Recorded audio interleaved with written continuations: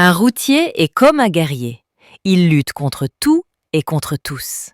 Dès l'aube, il quitte son foyer, laissant derrière lui des enfants qui finissent par ne plus le reconnaître, tant il ne le voit que rarement. Des jours, des semaines, parfois des mois loin de chez lui, seul sur des routes meurtrières. Il dort dans une cabine étroite, inconfortable, s'effondrant de fatigue. Il mange en conduisant, une baguette de pain, une gorgée d'eau, parfois quelques dattes misérables. Chaque jour, la route lui oppose ses pièges, des dos d'âne, des ralentisseurs sans indication, derrière chacun d'eux un nid de poule ou un cassis, partout des barrages. Tous corps confondus, gendarmes, policiers, douaniers, militaires.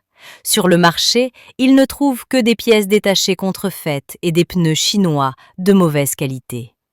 Les routes sont dégradées, les véhicules fragilisés, le danger permanent. Pourtant, c'est lui qu'on accuse. Le coupable idéal, le bouc émissaire. On le pointe du doigt, on le traite de chauffard, de terroriste de la route.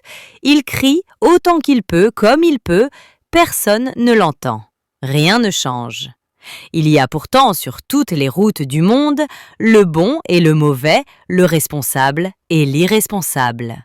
Il y a ceux qui sont au-dessus de la loi, protégés par des interventions invisibles, et ceux qui sont en dessous, à la merci de la loi, qui paient en gardant la foi que Dieu voit. Et le routier continue d'avancer, non par choix, mais par nécessité, parce que c'est comme ça, et que sans lui, la route s'arrête.